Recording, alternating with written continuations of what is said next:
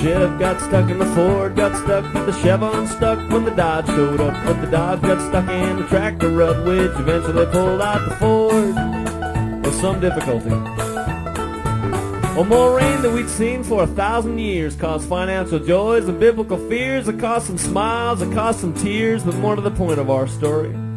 For the first time in the collective memory, that old brown prairie that had been so dry for so long was very muddy, boggy and sticky. We'd pull one truck out and get another stuck in, and motors would roar and tires would spin. We'd sink right down to the diff, and we'd all take turns to do it again until no one could move. We'd call one more friend, come on out here, we need you. Bring your truck.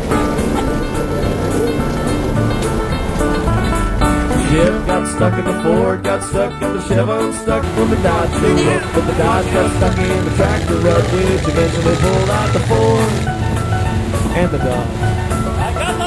They got me stuck in the mud so they couldn't rehearse. And Chavez too has missed his work. Richie, he now cares the worst. He stood up his ex-wife, she called him a jerk. Of course, Holton didn't have nothing better to do. Except ranch. Chev got stuck in the Ford, got stuck, but the Chevron stuck when the Dodge showed up. The Dodge got stuck in the tractor rut, which eventually pulled out the Ford. Well, it was truck after truck, we all got stuck. Some of the big old 4x100-ride truck. We all thought, Lord, are we in luck? But he wouldn't come anywhere near us. Mighty neighborly. Mighty neighborly. So we used a lot of our backs and little of our brains. We jacked up the jacks and snugged up the chains. We all did our very best to refrain from shoveling. We put what timber we had underneath the wheels, and we was all out of sand, but managed to steal 2 sacks of the best modern canola seeds you ever did see.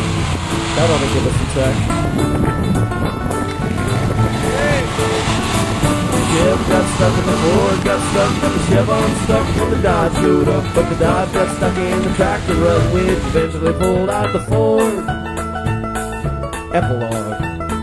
We spilled genetically modified canola seed that was genetically modified for controlling the weeds of some big old yields of margin oil and raised hell all over that native prairie soil. Agriculture Canada is definitely going to be looking for us.